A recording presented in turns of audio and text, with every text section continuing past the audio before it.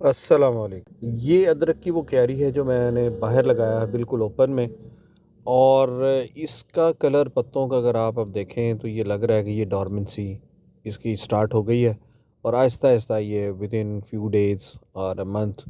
یہ ڈورمنٹ ہو جائے گا۔ ادرک کا طریقہ یہی ہے کہ جو آپ کو کھانے کے لیے ہارویسٹ کرنا ہے وہ تو آپ دسمبر میں جنوری میں ہارویسٹ کر لیں گے،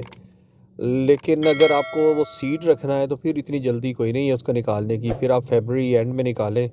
اور مارچ اپریل میں چوتھے مہینے میں اپریل میں جا کے اس کو جب کاشت کیا جاتا ہے تو اسے کسی دوسری جگہ پر لگا دیں۔ تو دوسرا تجربہ بھی آپ کے ساتھ میں نے شیئر کیا تھا،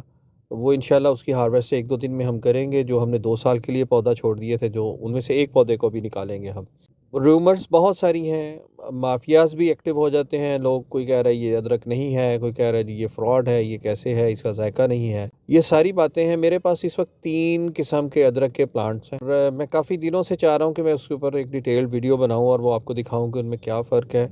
اور ضروری نہیں کہ ہر ادرک کھانے والا ہو۔ وہ جو 2 ورائٹیز میرے پاس ہیں وہ کھانے والے نہیں ہیں۔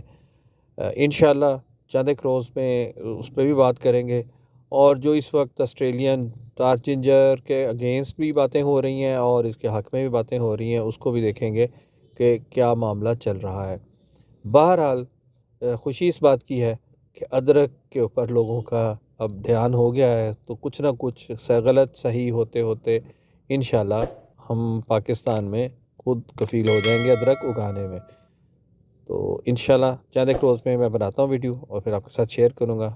اللہ حافظ۔